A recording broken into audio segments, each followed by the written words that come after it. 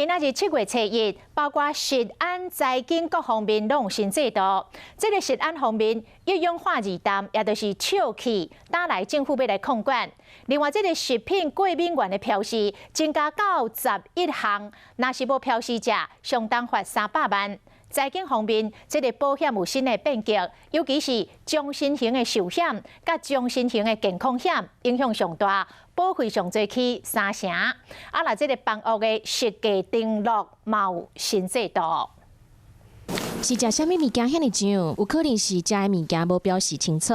7月初1开始，市面顶悬卖食品，过敏原若是无标示清楚，亲像土豆啊，佮有酸影，应该标示无标示，上重会当罚300万。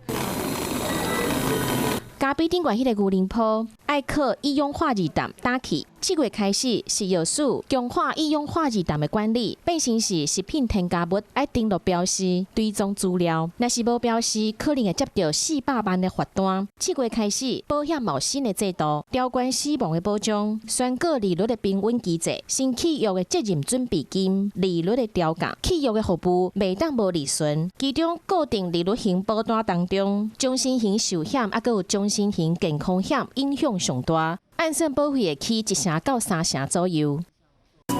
欠钱的保险以后就无单纯啊，会包含死亡的保险。不管你是一生买3栋厝，还是3、4人才会买1栋厝，新版的实价登录该由买卖双方移转登记的时阵，做伙申报含登录。申报的资料若是讲白贼，会罚15万。68岁阿嬷会当开客停车，嘛会当开游览车。大型车司机人才即马较少，交通部有条件放宽大型车考驾照的年岁到68岁，但是只有透早6点到下晡6点会当开车。